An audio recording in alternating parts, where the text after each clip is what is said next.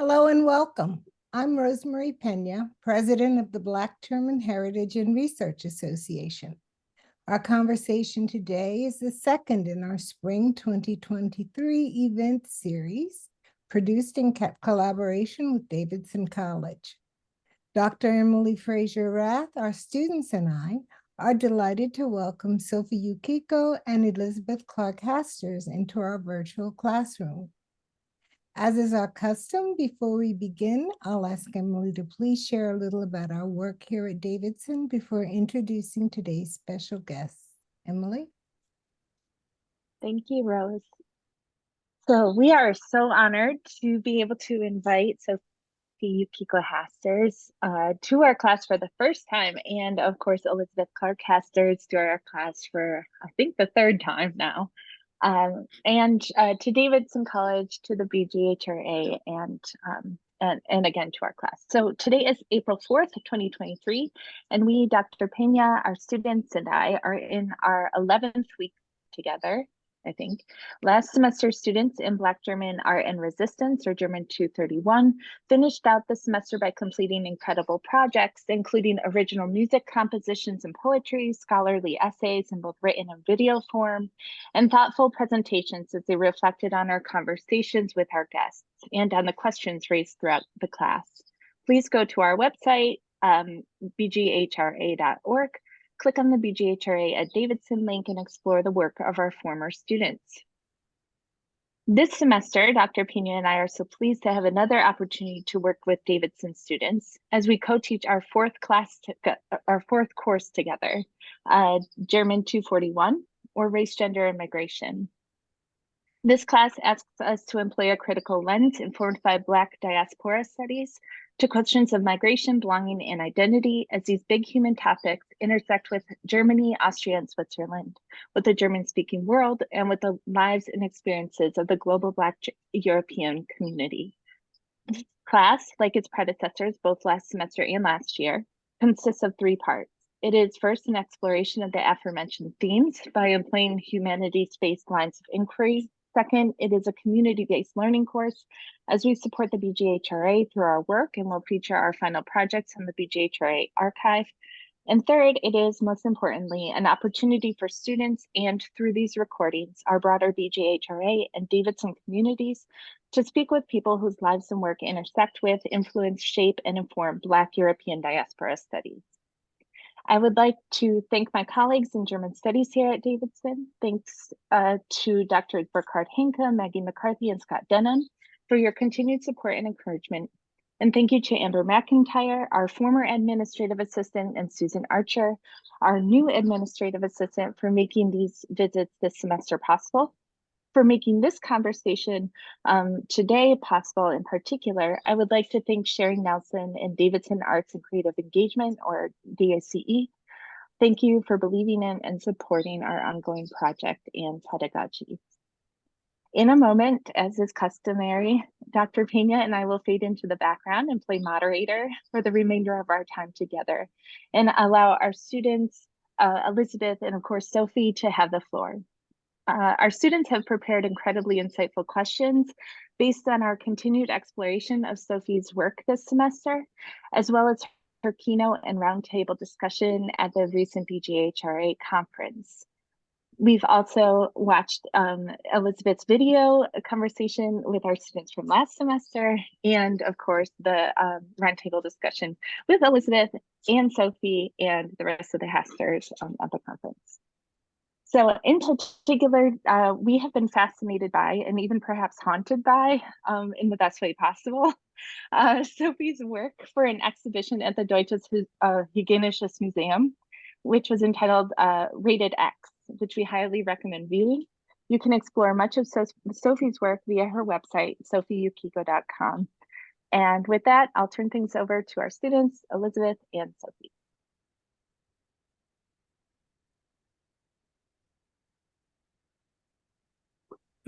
Hi, I'm Kenny, and I just wanted to ask. So we've been looking at your work and like watching Rated X a lot this semester, And I wanted to know if you were like embarking on anything new, or if this like installation was still going on, like what was like be the next chapter for your work after this. Yes. Hey, Kenny. For right now, Rated X is not part of like any exhibition at Deutsches Hygienemuseum anymore. My work process, a lot of times it happens that I want to do one specific thing, like I want to write something, or I want to make one performance piece, or I want to make a short film. But then usually I find myself deep diving into a topic, and most of my projects become multidisciplinary by default. So what happened with Rated X also is now happening currently with another project, which is called Indigo. In 2021, I made a dance theater piece, which premiered also in 21, called Indigo, about it's about generational trauma, but also gives the premise if there's a thing like generational trauma, if we can also reverse it into something like the idea of post-generational knowledge, wisdom, and a knowing that can kind of guide us. And that piece has also become a short film, which I premiered in Berlin a month ago. Currently, we're still looking for the right publishing platform so that the film can also be shared to the public.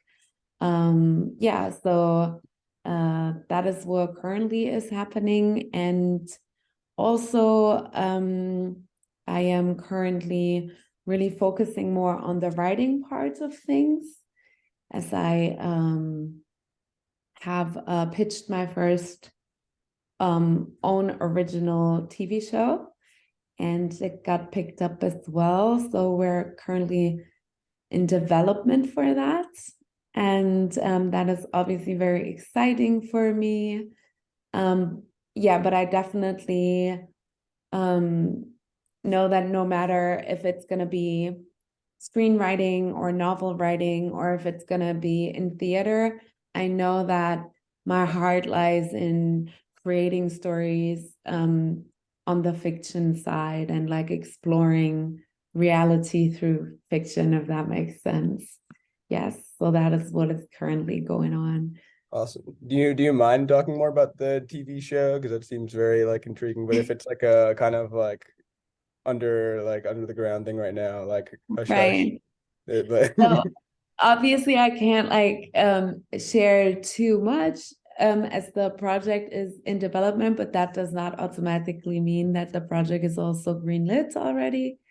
I am very happy about this project, as I was 100% sure that it would not get picked up. And matter of fact, I actually tried to pitch something else. I had a different idea as well, and I tried to like put more to the forefront, as I was sure that a story like this would not have space in German TV, or in the German film industry, which is still not as open and daring and diverse, and still very like hesitant. And yeah, so the story basically takes place in a like dystopian political climate in a made up city. Think Gotham City system for a big German city. And it is about different feminist street gangs that fight each other over who has the right approach to feminism. And when I say fighting, then I mean real fighting. So yeah, that is what I'm currently developing. Thank you. That was awesome. Thank you.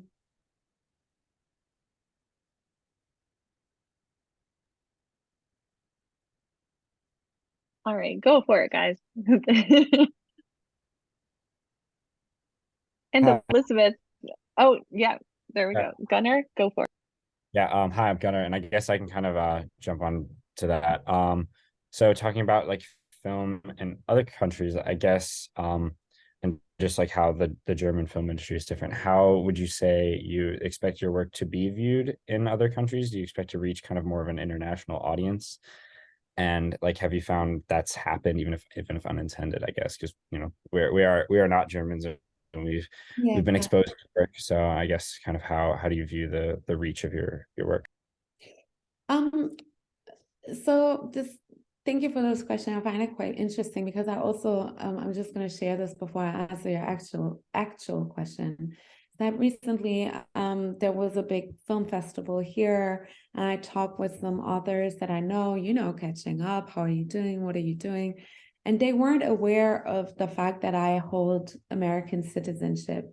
So for every German person who wants to be in film, when they hear that, they're like, what are you doing here? Why are you not packing your bags? Like, you could just pack your stuff, go to California, you speak the language, you have the passport, like, let's go, what's holding you back? But see, that's the thing, like, to me, the way that like German film or like German arts is in general, I feel like I cannot leave. And not to say that I would never try or that I wouldn't be happy to like be part of an international project, yet alone an American project. Of course, I feel like for filmmakers all over the world, that comes with kind of like a prestigious idea, obviously. But like, to me, there's so many things wrong in German film and in German theater in terms of the stories that are being told and how they are being told, that I feel like I am needed here, and I don't want to leave behind a situation and an industry the way that it looks now. So to answer your question, who am I hoping to reach?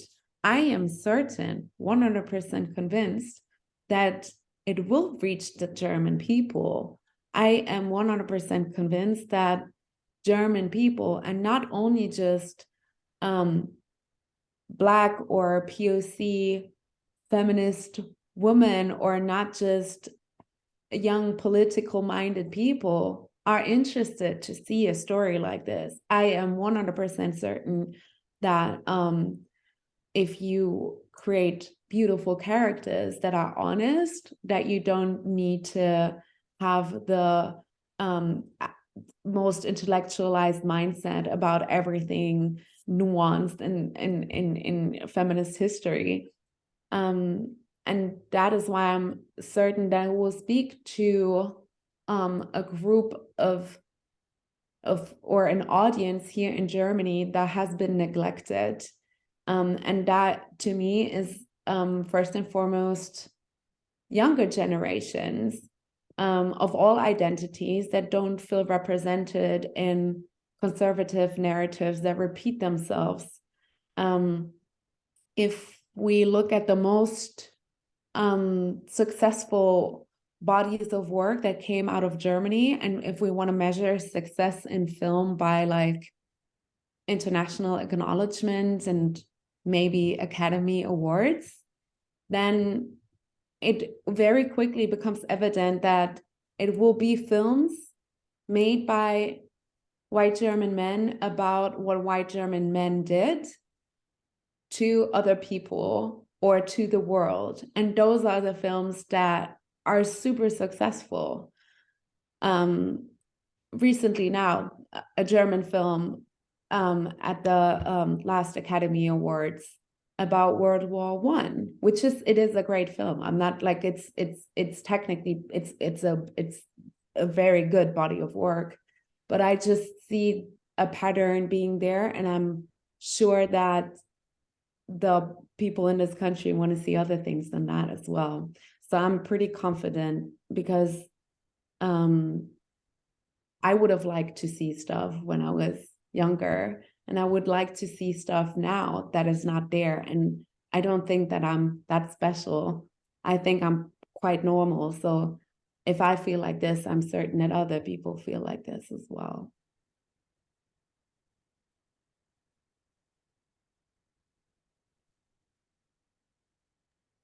Hi, I'm Owen. So if international people want to watch it, that's cool. Sorry. Sorry, I didn't mean to cut you off. I was going to ask a question. So Kenny did a presentation on you back earlier in the semester, and one of the key points was talking about how you started the first German house for ballroom culture. Could you talk about a little bit what went into building that and what were kind of the struggles? Yeah, could you go into a little bit how you did that? Yeah, sure. So to be like a little bit more like nuanced and precise, just to make sure that everything is correct, I technically did not found the first German house. I'm just part of it. And I am the longest standing member next to the person who founded it. So Georgina, also known in ballroom as Leo St. Laurent, who also has an international legendary title for those who are like a little bit more know a little bit more about ballroom, which is like an international recognition of your work. And she's the only one so far from Germany who holds that title. So Georgina founded the first house, but like 5 seconds after she did, I joined her, and I've been with her ever since. But I also founded, so in ballroom, you can have like, in the main scene, you can have a house, but then you can also have like a Kiki house. So what I founded first was I founded the first BIPOC only Kiki house, which sounds crazy probably if people think about ballroom and they think like, but shouldn't all houses be the majority Black or brown people? But given the demographics here, this is not necessarily always the case. The scene has changed a lot, and is now looks more and more like the scene should look like in terms of who the scene originally was for, as it is a scene that was built, made for and by Black and brown trans people. So that is what I did first. But in both journeys, maybe the Kiki house that I founded or building up the House of Saint Laurent together with Georgina, I think also in that we found the biggest struggle to find or gain the trust of people that maybe due to our identity, since we're both cis women, maybe did not feel comfortable enough to really trust us to come along with us. And it was very difficult at the beginning to grow something within the demographics that we have here, while at the same time you want to assure that the culture does not get watered down. So I feel like even to this day, that is probably the most difficult part, because it has changed a lot, but now it just goes into more of the nuances. Like now it is like, okay, who has access to these events, to classes? Some people don't have money. Who are the people who usually come from backgrounds with money? Who are the ones who need it the most? So these things are, I think, the biggest challenges, next to, obviously, if you bring a lot of people with a lot of trauma together, you will have a lot of issues within a community. And it was a big learning throughout the last decade to understand that how big of a responsibility that kind of care work is, especially if you are not a professional yourself. I am not a trauma therapist. I am not a psychologist. I have no degree whatsoever in any of these fields that could be helpful. So we had to learn, but also Georgina or other leaders, we had to learn how big that responsibility is, and that if you bring people into this, you also have to catch them when they fall. And you can't just be like, oh, this was fun, but now maybe we started or sparked something within you, and now you're on a journey, and now you really need help, and now you really need care.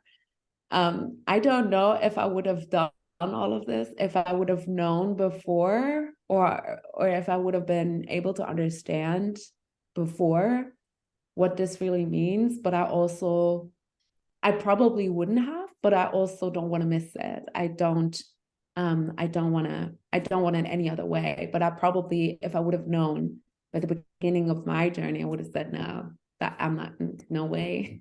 But I'm glad I did. But it's really tough, but also really rewarding to see that you can like build something for other people.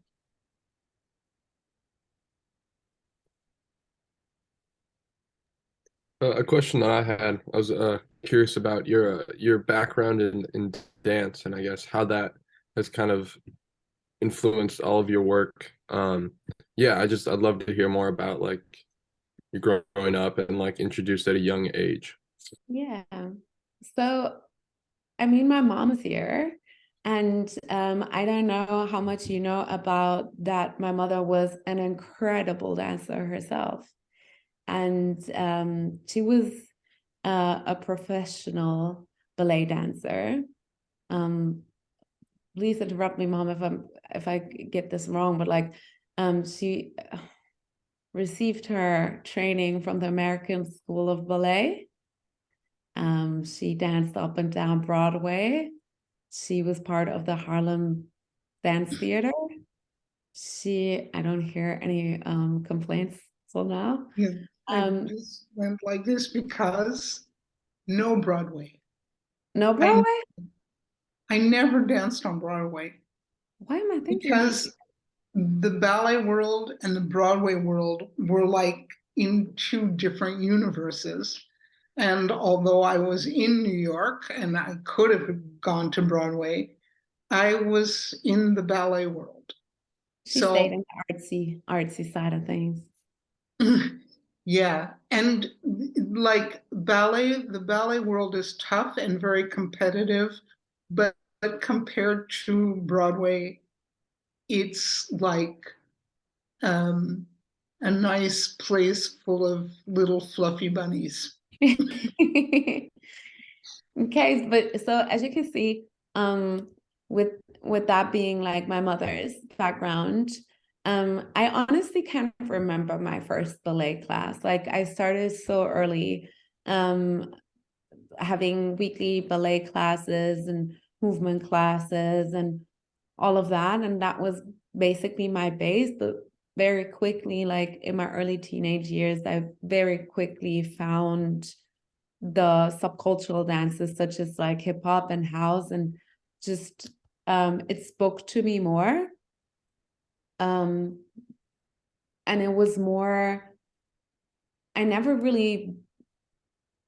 don't know why, maybe there's also no reason, but it just spoke to me. I felt maybe it was the music, the culture around it that I really gravitated to. And so after I fell in love with the subcultural dances, my professional training kind of stopped because there is none.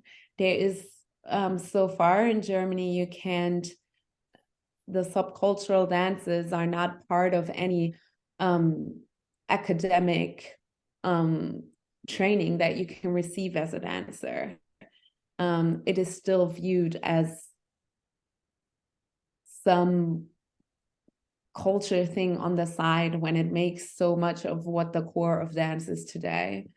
So that is basically where I received all of my input, was from really being active in the battle scene, battling in Paris and in Germany. And I very quickly then stumbled into my professional career, which was that just somebody saw me and thought I was good for like commercial dancing. With commercial dancing, it usually means background dancing, TV shows, everything pop culturally that we think of as dance. And I was so happy doing that because I could not believe that I can pay my rent and by dancing.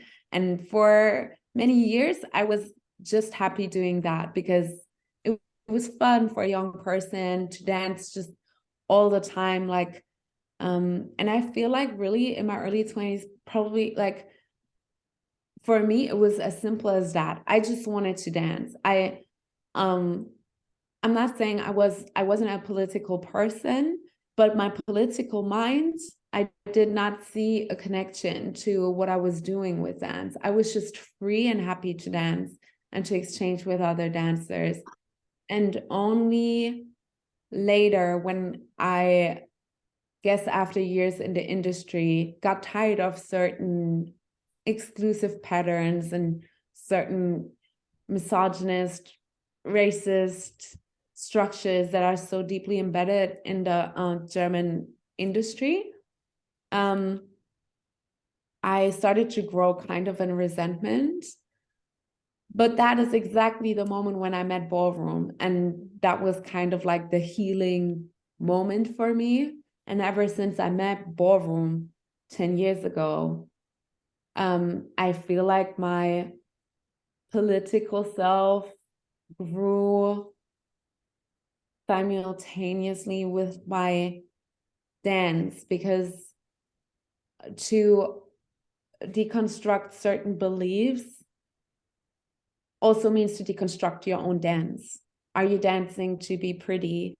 Are you dancing to be liked? What are you dancing for, right? The body is a powerful tool. It sometimes is a symbol.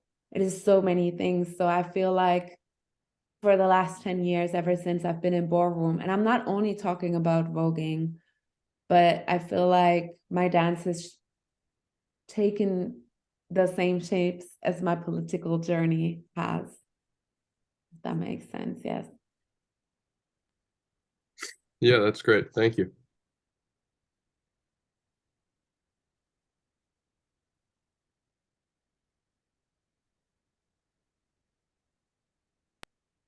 Even go for it. Oh, yeah, so I did a presentation earlier this semester on your sister Alice. And I noticed like you guys kind of went off on your own separate paths, like her in journalism and writing and her like very famous book, and you in dance and choreography, but both like are definitely their own unique forms of resistance and resisting against like power structures and stuff like that. And I was just wondering if either of you have influenced each other's work in any way. Yeah, if you could, I don't know. I was just curious, like if you guys had any influence or. Yeah. Yeah, I mean, the short answer is definitely yes. That is the answer that I would give on an impulse, without getting to like, okay, but why yes?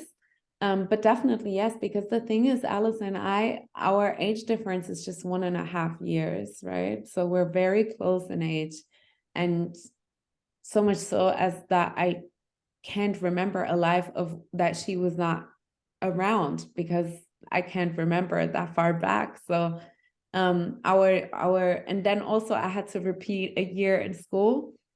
And so we were even in the same class for 2 years. So we lived together, we grew up together.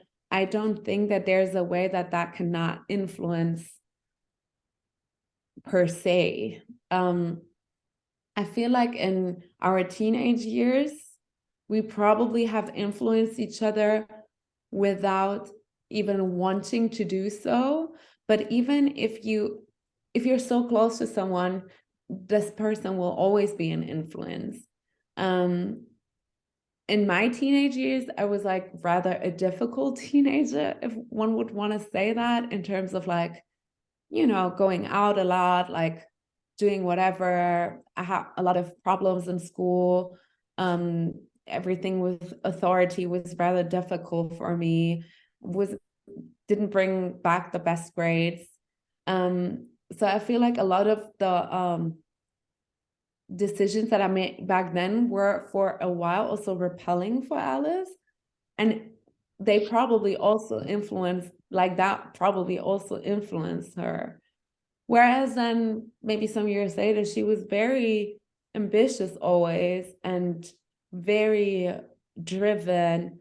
And that has influenced me a lot and still does to this day.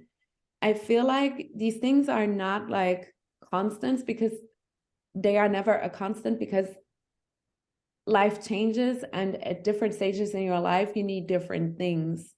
But there's definitely a big influence on each other when it comes to, and that is like the emotional, right? Like what makes you a person, and like what influences you as a person and will also influence your work. So there's the answer, yes. But then probably what is interesting to you, because you were talking about this like resistance layer that we have, there it is very clear and very easy that like some things we influence each other because we want to.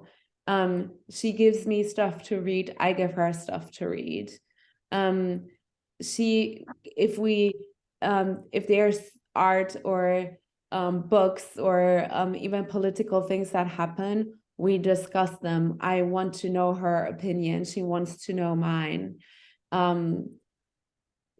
So there's a very direct, now that we're like older, but it's been like this for 10 years, like ever since we were grown-ups, we really want to influence each other as well and want to hear each other's opinions, because we are very close in age and we grew up close always, but we are in personality very, very different, very, very different characters.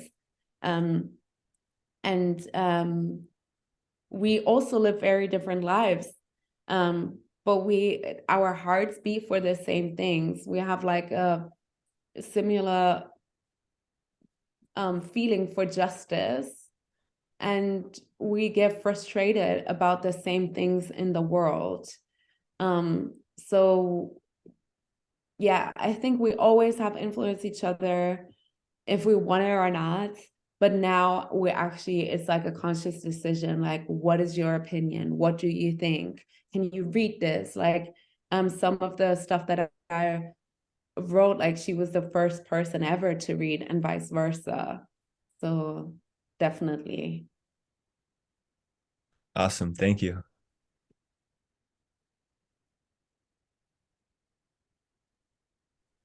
Hi, I'm Jayla. You were talking about the importance of like why it's important for you to be a filmmaker in Germany. And I was just wondering if you could touch a little bit more on how you become aware of those things, because I know like a lot of filmmakers, even in the United States, don't recognize the importance of being a filmmaker in their particular area that they're located in. So can you talk about if there was a shift for you, or how you just became to be more aware about that? Yeah. So when I was young, when I was a child, actually, I loved acting. I loved acting so much. I once even said to a friend, I don't know if I maybe when I was young loved acting more than I loved dancing. I'm not like, I really just loved to tell a story, make up a story, and then throw on some costumes and make my parents sit down and have to watch through all of it. It just gave me so much joy. That was also the reason why my mother signed us up for like this talent agency. And we actually, when I say we, I mean me and Alice, we both had the chance to take part in different TV shows and projects and have like little acting roles and be part of different theater pieces. So I really loved the art of that. But then by the time I was, I think, 14 or so, our agent basically just said, and this sounds crazy from today's standpoint, but she said that she can no longer represent us because we were Black, and there wouldn't be any roles for teenage Black girls, and it wouldn't be possible to send us to castings anymore because one will always have to explain why the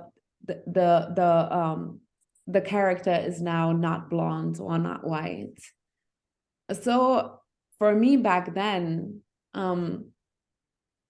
that was disappointing, but my heart didn't break. I was like, okay, my decision was made. This is like higher power.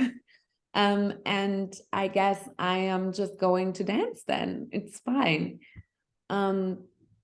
So years later, I injured myself. I was already in my dancing career, but I injured myself. And I had to take a break for 3 months. And I was looking for a job. And I was asking around if I could, if anybody of my friends knew any little assistant, project management, something thing that I could do, because I felt like as a dancer and all the work of dance that I had done by then, which had so much to do with television and production, I could be of help for sure for like a little while. But then I received feedback and they were like, we're looking for a location manager for this movie. And it was really for a big German movie. And I was like, I don't know anything about filmmaking, and I certainly don't know how to manage locations. However, everybody advised me that I should take the gig because it is so difficult to get into this industry. So I said yes, and it was the most horrible experience because, again, I didn't know anything and I didn't know how to make film, but I learned. It was tough, but I learned. And that is where I just fell back in love with that art form, with how, and I remembered how powerful everything, so much of my beliefs or my aesthetics or things that I like, my nostalgia, like everything is influenced by film. And then ever since I did the job okay, I still received offers. So between dancing, since 2016, I switched between dancing and doing location management because location management paid quite well and the theater a lot of times does not. So I would shoot a film and then I would have some money and then I could do like artsy stuff that doesn't pay well. But then in 2018, I saw 4 authors working together while I was preparing the movie, the series. It was for a TV series. And I asked everyone what they were doing. And then people told me like, oh, they set up a writer's room. I was like, what is a writer's room? Well, it is, you just put different authors together and they make up the story together. And I never I just saw the door open and them coming out and like discussing, getting coffee and then getting back in. I was like, I wish I could be in there. I wish I could be part of this. I wish I could be in there and just shape where they put the story and where they put the idea. So I needed a couple of years to build up like my confidence, but then eventually I demanded a place in the room, and fortunately somebody said yes. So I feel like for me, it was more so that I actually understood how much power can be created in that room, and that is why I wanted to be in there.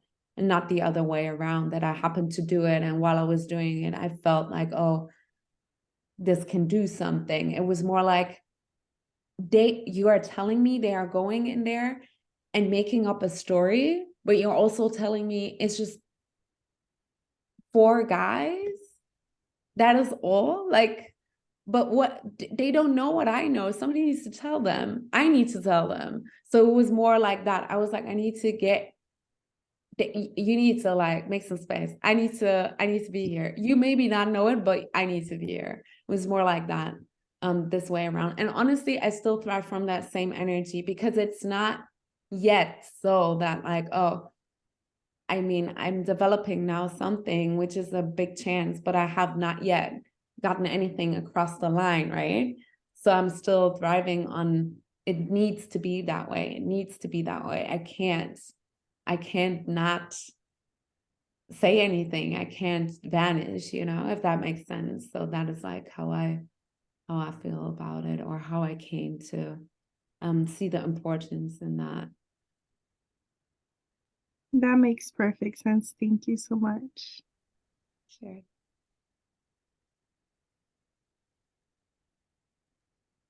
I have a question. My name is Joe. Thank you again for coming on and talking to us today. My question had to do with the Rated X video. So I know we spent a lot of time discussing it, talking about it. So my question for you, I guess, for me, you know, viewing the video, last year I took a class on dance, gender, and sexuality. So, you know, being able to understand and just the power that you can, you know, and what you can communicate through your body and through dance. And so for me, I just kind of wanted to know, what were your like favorite scenes to choreograph in there? And you have anyone specifically? And then, you know, during the whole production process, were there any unexpected obstacles that you encountered? So for this production, there was no unexpected obstacles, because the whole shoot was already an obstacle. And this is because we only had 5 hours of time to shoot the whole thing. And if I say 5 hours, I mean like we get there, time starts now, and until we pack up everything to be out, we had 5 hours time, because it's a museum, and like museums can't close for people, and like it's very complicated. So I had to be super prepared. Like I knew exactly before where the sun would come up, at what time would the sun hit which window. I knew like it was very, very well prepared, because there was no other way that we would have gotten it done if it wouldn't have been that prepared. So no unforeseen obstacles. They can still happen, but like we were lucky it didn't. I was under a lot of stress and adrenaline, of course, because I knew I only had 5 hours time, and that usually I wouldn't recommend anyone to try to do that. It's just, you should give yourself more time, but if you don't have it, then I feel like everything is in preparation. I feel like and I still put a lot of value on good preparation. I feel like a lot of times when it comes to art, people romanticize the crazy mind and the spontaneous ideas. All of that is very great also, and there needs to be space for that. But good preparation to look at what you want to do makes it possible for you to actually do what you want to do. If you know what you want to say, if you know what you want to create, and I knew very well how I wanted this to look like. I wanted the feeling of despair, the feeling of anger and rage, the feeling of hedonism and urgency to translate. I knew that I wanted that. And of course, in the moment, I also had some ideas where I thought like, this could look cool. or this is a nice part of the museum that we didn't think about, but it didn't help what I needed to do at the moment. And I feel like with good preparation, I feel like good preparation is sometimes also, how do you say, unterschätzt, Mom, what's the word? Underestimated. Underestimated, yes. So but to me, I'm in general super happy to hear that all of you liked Rated X, and that it was the part of my work that you discussed the most, because from all the things that I have produced so far in my life, this is one of my favorite things. And there are so many things that I am cringing when I look at it. I am not special in that. A lot of artists are like that. I look at my work and I'm like, oh my God, this is so horrible. Like, don't play this to me. I can't look at this. I despise it, you know? It's such a difficult journey to learn to also accept what you create, and that everything is also a moment. But Rated X has always been a thing that I was able to look at, and I still like it today. I like the aesthetics. I like the costumes still. I like the choreography. I like the light. I like everything about it.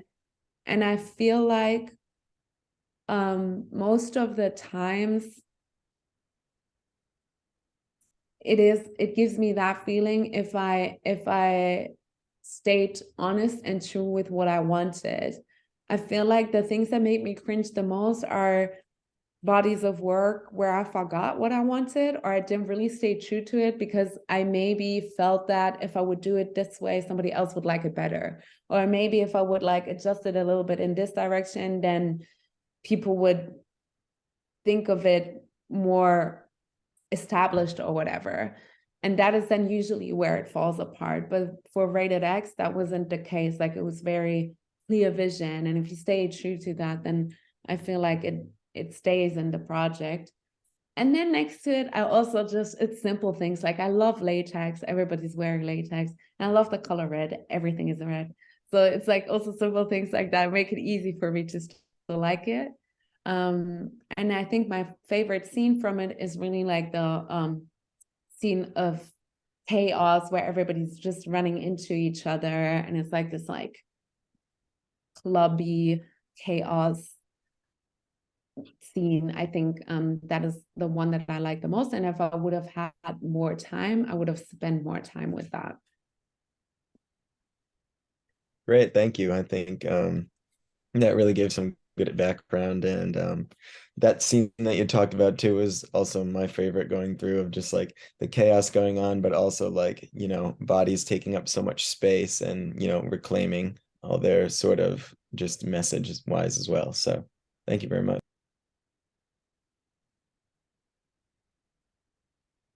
Kind of going off of the idea that you were talking about, like of the perception of your own art. I just wanted to ask, like, how do you think your artistic vision has changed over time? Like, I'd imagine your work has become much more polished as you've become like a more distinguished artist. But like, do you feel like you've always been trying to achieve the same thing since the beginning of your career, or do you think that's changed? I actually feel like in part it has not changed, and in part it is changing right now. What do I mean by that? I mean, if I am honest with myself, and if I go back, if I take a moment to calm down, take myself out of the madness of pitching things, trying to get funding, you know, like meeting people, thinking something, like if I take myself out for a second, I just think of what is important to me, that has not really changed. And I feel like what just has become more clearer to me is that to preserve that and to fight for that and to protect that with all you got is such a difficult thing for an artist, no matter what kind of art or creation you do. It might be design, might be music producing, singing, I don't know, but I feel like that part, to protect what you actually wanted, what you actually wanted to say. Why are you actually, what is your why? Why do you need to do this? To protect it from all the outside factors that say money, and money can mean many things. It can mean the lack thereof. It can mean like, I can't pay my rent, I'm scared, I have fear. Or it can be, oh, there's a lot of money here, there's an opportunity here, but not everything is an opportunity. So to protect what you actually wanted, your why, from all the outside factors is such a crucial part of the creative process. So with that being said, my why, if I look at my old journals and if I look at what is important to me, it hasn't really changed. Of course, like nuance, because I get older and maybe I know different things, but not really. Like, it's still more or less the same. I want to talk about how we treat each other as people is what moves me in the world. I want to look at why we treat each other the way we treat each other. And I want to look at cause and reaction. It just fascinates me. People fascinate me in all of its facets. So this has not changed. And also the more overall topics that interest me, like violence and memory and legacy, those are things that are reoccurring topics in everything I do. And I can see it now because I have some time to look at what are you always talking about? And it's like these topics. So that hasn't changed. But what is changing currently for me a little bit is that I guess I wouldn't say that I have yet managed to make my work more polished. Not to say that this is either a good or a bad thing. I just don't think that it has happened yet because I keep using so many different outlets to try to tell my stories. So I've started to write screenplays, and I've only been doing that for 3 years. So I'm still learning, right? So I'm still learning other things. So I don't know if I don't think I've gotten to a point where I would say like, oh, I've really polished work. But what has changed for sure is that like the confidence part in being more secure in just knowing that what I need to say is what I need to say. And it is sometimes difficult in a country like this one because for the things and the stories and also the aesthetics that I want to use, there's not so much work that has been here that I can look at and that I can see, and not so many queer Black artists that I can look at, German artists, queer Black German artists that I can look at to be like, oh, she's done, or they have done it this way. And how does my work feed into that? Like, it's just difficult in a place like Germany, but it's also not always just about oneself. It is also about other people. And I guess, like, for example, if this TV show comes across, then there is a TV show, right? Made by a Black queer German person. And who knows how much this can help for a person who's now like 19 or 20 or 21, you know? So I feel like the confidence is changing a little bit to just like get more secure in that not everybody can tell me how my work should look like, and that I also have to like trust my vision and my process, if that makes sense. Yeah, thank you. Kind of going off Nathan's last question, this is also can be for both of you, but what advice would you give yourself going back, like at the beginning of your career, or what advice would you give to artists who are just now coming on the scene and starting their journey? Yeah, like that is I write that down a lot. And to me, that is very loud and very clear to just trust myself. To really, like, I would have saved so much time. The many times and rounds I thought that I was wrong, or the way that I, like the gaslighting that is going on like all the time around you, especially if you are in the arts in general, but also in this country, but then also as the person that I am in this country. And I'm not even saying that like everybody who does it is doing it because they're mean and evil. They just don't know how to not do it, you know? And I feel like first, when I was young, I was so convinced that everybody else knew better than me.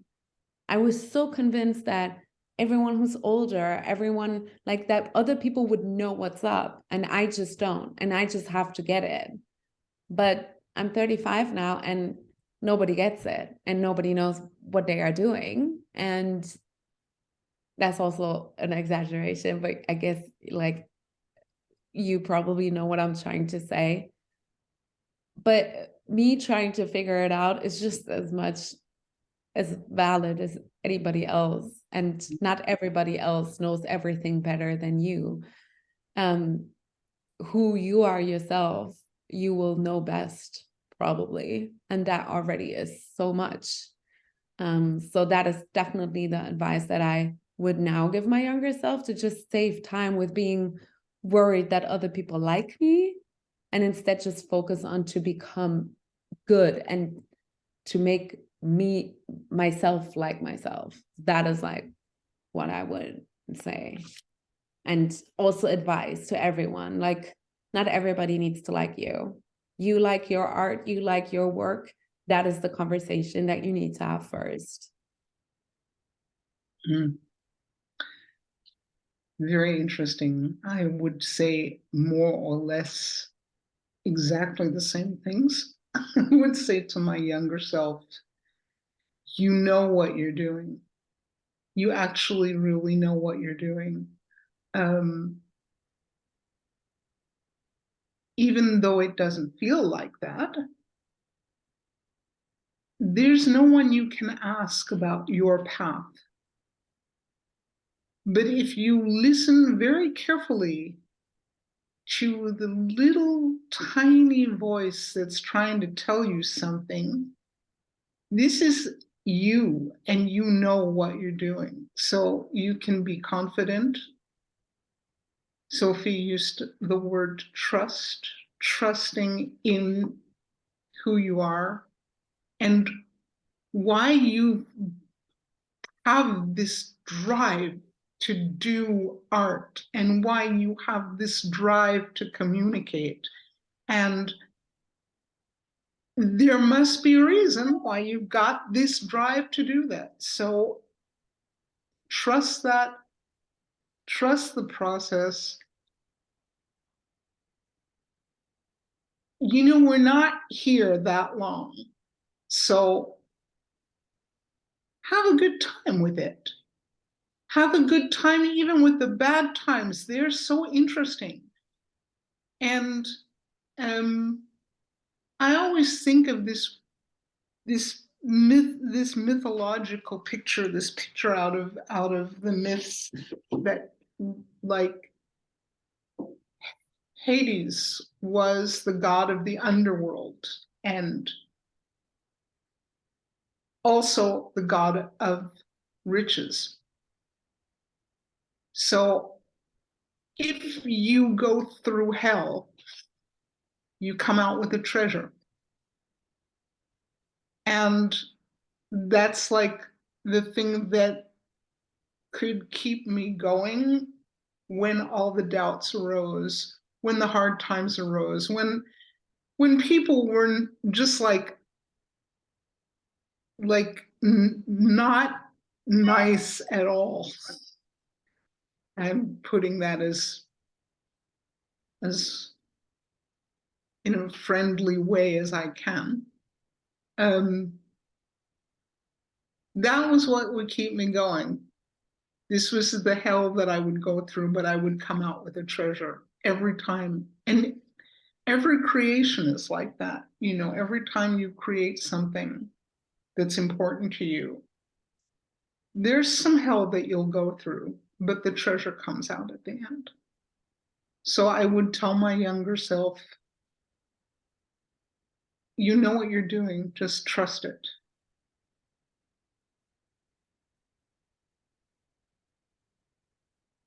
Thank you.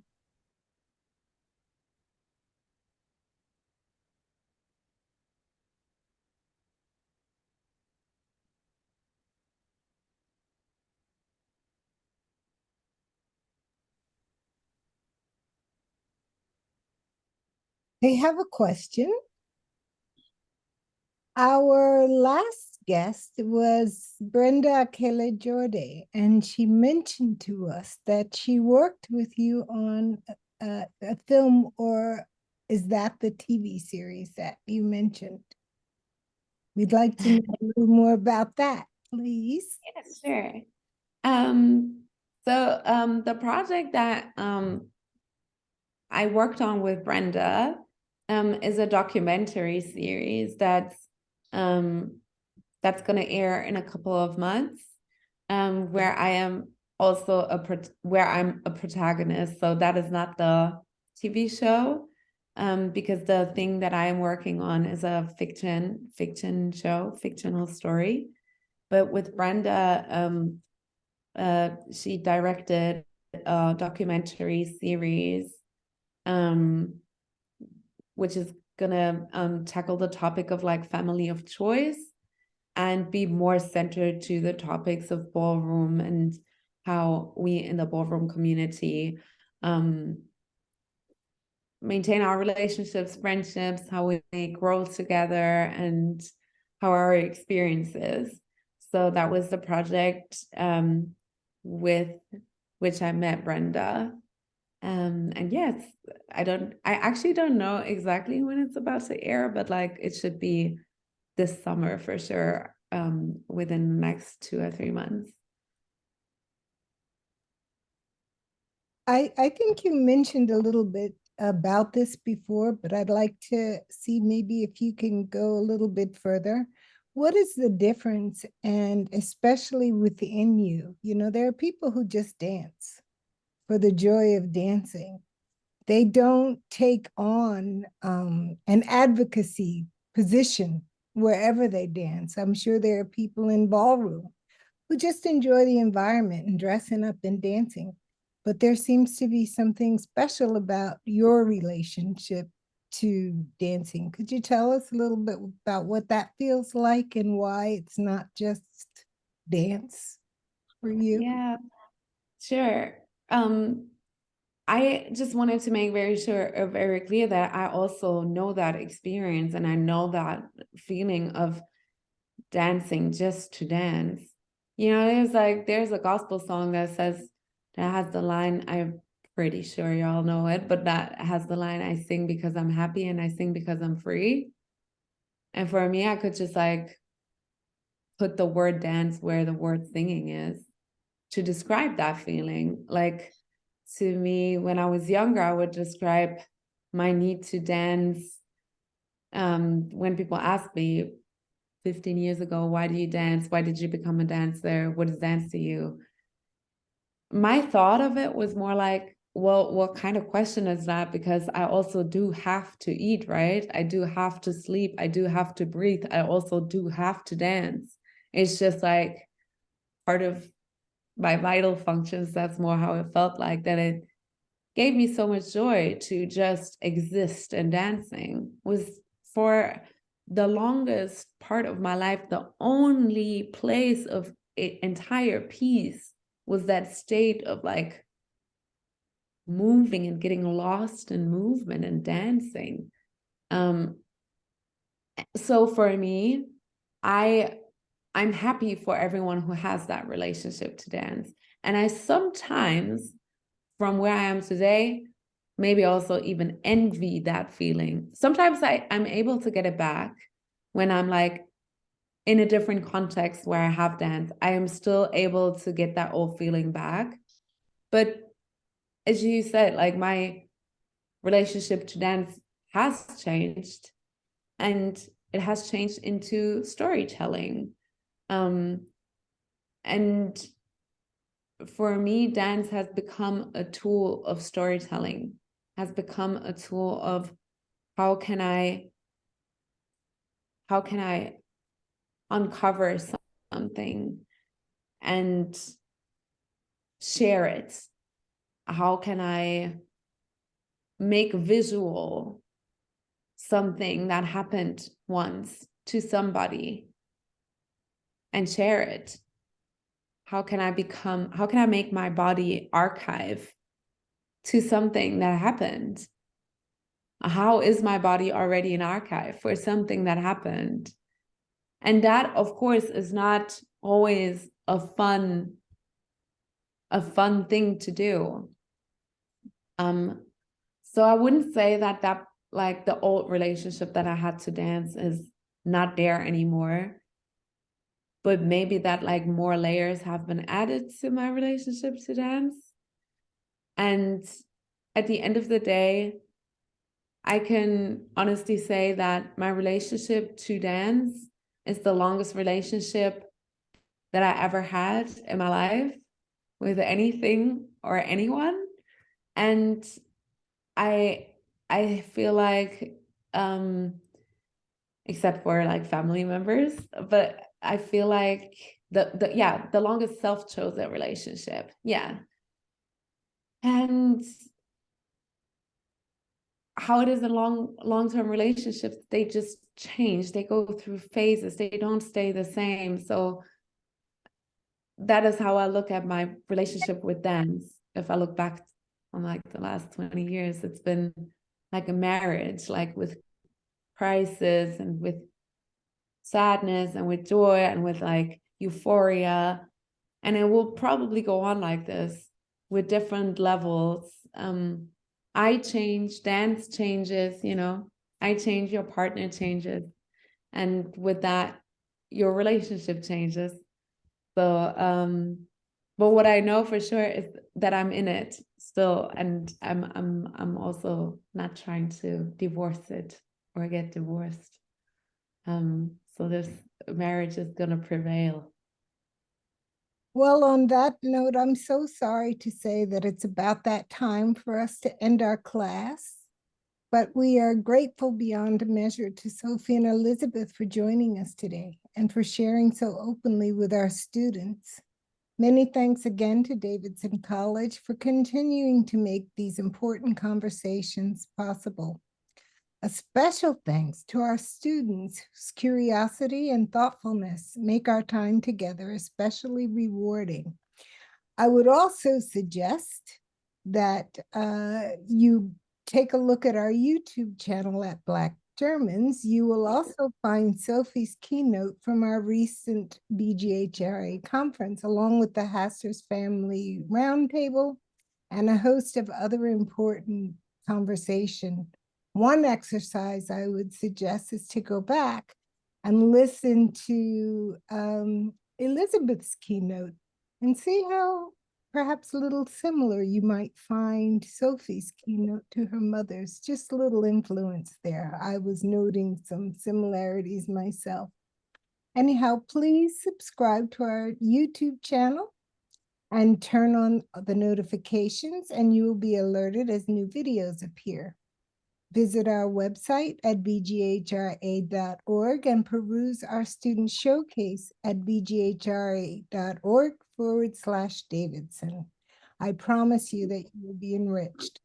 Follow us at Black Germans on Facebook, Twitter, Instagram, and Eventbrite for announcements about future events. We hope that you've enjoyed today's conversation as much as we have. And until next time, we thank you for your time and attention.